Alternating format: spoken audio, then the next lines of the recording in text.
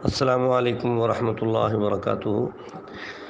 قربانی کے حوالے سے ایک مسئلہ ایک صاحب نے پوچھا ہے کہ وہ جانور جس کی پیدائشی دم نہ ہو یا پیدائشی اس کے دانت نہ ہوں یا پیدائشی کان نہ ہوں تو ایسے جانور کا کیا حکم ہے؟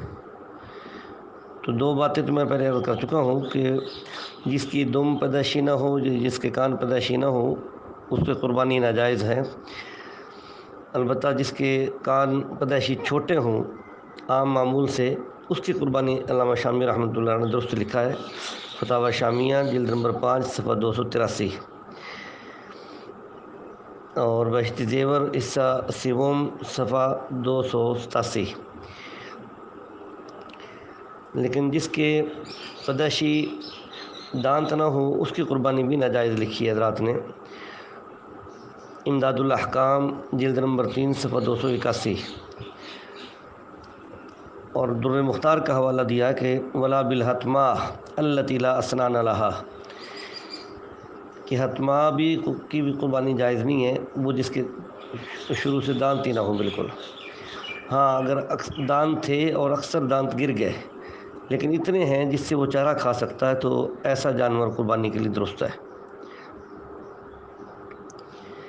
ایک صاحب نے سوال کیا ہے کہ 6 بھائی ہیں تو وہ ایک گائے خریدتے ہیں، 6 حصے اپنے رکھ لیتے ہیں اور 7واں حصہ جو ہے وہ مشترکہ طور پہ پوری امت محمدیہ کو اثار ثواب کے لیے کرنا چاہتے ہیں۔ تو حضرت مفتی شفیع صاحب مفتی اعظم پاکستان رحمۃ اللہ علیہ نے امداد المفتین میں لکھا ہے کہ ایسی صورت میں ان 6 بھائیوں میں سے کسی ایک بھائی کو وہ مالک بنا دیں اس 7ویں حصے کا، تو پھر وہ اپنی طرف سے پوری امت محمدیہ کو ثواب میں شریک کر سکتا ہے۔ گائے کے ایک حصہ میں پوری امت محمدیہ کو بطور ثواب شریک کرنا درست ہے، لیکن اس کا مالک ایک کا ہونا ضروری ہے، مشترک ملکیت نہیں ہوگی، اس سے سب کی قربانی ناجائز ہو جائے گی۔ امداد الاحکام جلد نمبر 3 صفحہ 255۔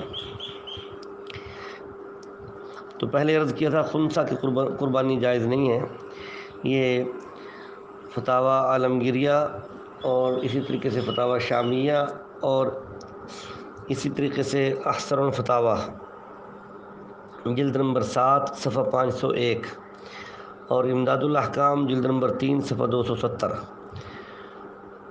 یعنی جو نہ نر ہے نہ مادہ ہے تو ایسے جانور کو بھی قربانی نہیں ہوگی۔ ایک صاحب نے مسئلہ پوچھا ہے کہ جس آدمی کی پچھلے سال کی قربانی رہ گئی ہو تو وہ اگر قربانی کا حصہ اس سال والے جانور میں ڈال لے تو کیا ادا ہوگی یا نہیں؟ تو امداد الاحکام میں علامہ ظفر احمد عثمانی رحمۃ اللہ علیہ فرماتے ہیں کہ اس کی قربانی پچھلے سال والی جو ہے وہ اس سال میں ادا نہیں ہوگی، بلکہ اس کو ایک بکری کی قیمت ہی الگ سے صدقہ کرنا واجب ہے۔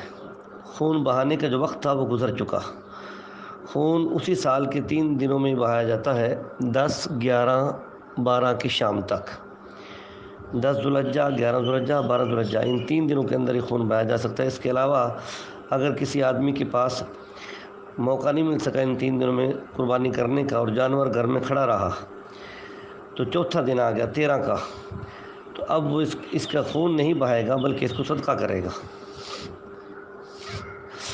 اسی طریقے سے ایک صاحب نے پوچھا ہے کہ صاحب نصاب آدمی کی قربانی اگر رہ جائے اور ایام قربانی کے بعد ایک بکری کی قیمت اس کو صدقہ کرنی پڑے گی یا گائے کا 7ویں حصے کی قیمت معتبر ہے؟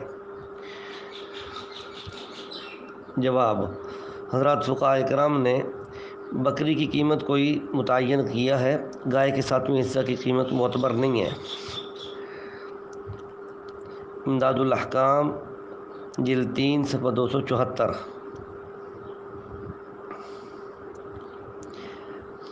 اور صفحہ 215 پر بھی یہی مسئلہ آیا ہوا ہے۔ اسی طریقے سے ایک صاحب نے سوال کیا ہے کہ وہ جانور جو جس کا ایک کپورا ہو اس کی قربانی جائز ہے یا نہیں؟ جواب: ایک کپورے والے کی بھی قربانی جائز ہے، فتاوی محمودیہ، اس میں اس کے جواز کا قول کیا ہے، اور دوسرا فتاوی امداد الفتاوی جلد نمبر 3 صفحہ 473۔